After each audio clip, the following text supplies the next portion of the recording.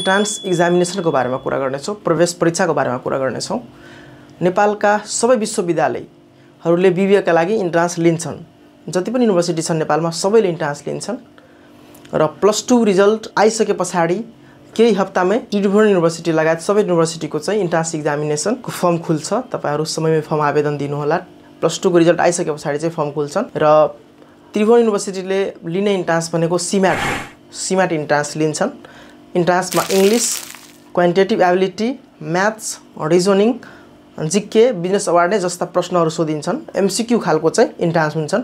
त्यसमा टिक लाएर चाहिँ पास गर्न सक्नुहुन्छ। त्यसको लागि विभिन्न किसिमको किताबहरू पनि मार्केटमा अवेलेबल छ। इन्ट्रान्स तयारीको लागि तपाईहरु चाहिँ किताब किनेर पढ्न सक्नुहुन्छ। भर्नाका लागि इन्ट्रान्समा पास हुनै पर्छ। तपाई पास भइसक्नुभयो भने नेपालको जुनसुकै चाहिँ कलेजमा एडमिसन गराउन सक्नुहुन्छ। इन्ट्रान्स जहाँबाट दिइने हुन्छ। त्यसपछि इन्ट्रान्सको रिजल्ट आइसके पछाडि इन्टरभ्यूको फर्म खुल्छन्। इन्टरभ्यूको फर्म भरेर चाहिँ इन्टरभ्यू दिएर चाहिँ लास्टमा चाहिँ फाइनल लिस्ट आउँछन्। त्यो लिस्टमा तपाईको नाम छ भने तपाई एडमिसन लिन सक्नुहुन्छ।